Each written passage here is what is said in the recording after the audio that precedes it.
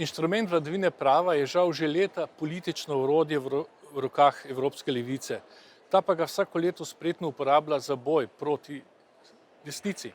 Uporabo dvojnih vatlov smo najbolj nazorno občutili v Sloveniji, kamor je očitno v imenu Renew, torej liberalcev, prišla intervenirati celo podpredsednica Evropske komisije Věra Jourová.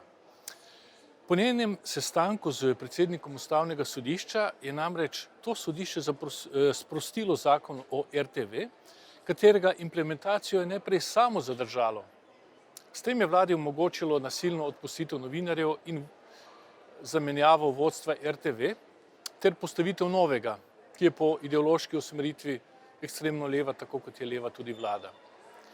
Tako lahko danes na RTV Slovenija spremljamo enostranska poročila, naprimer o propalestinska ali včasih celo proruska stališča in kakopak čaščenje aktualne slovenske oblasti, ki je sicer podpora v javnosti padla rekordno nizko. Seveda tega poročilo ne omenja.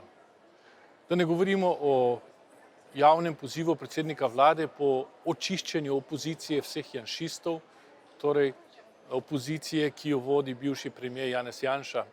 Takšno retoriko smo lahko spremljali v kakšnih drugih časih, a to za komisijo ne predstavlja nobene težave.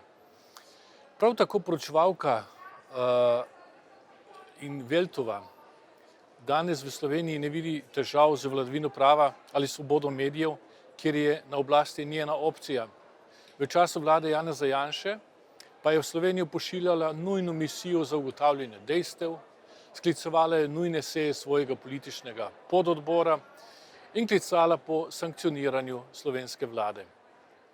Tako pač ne bo šlo naprej. Sicer je postala preveč prozorna, ljudje ji ne nasedajo več in obtožil sem jo, da je zaradi svojega vedenja kriva tudi za krepitev evroskepticizma v Evropi nasploh. Zaradi teh razlogov sem proti poročilu o vladavini prava v Evropski uniji, ki predstavlja vse prej kot realno poročilo o vladavini prava.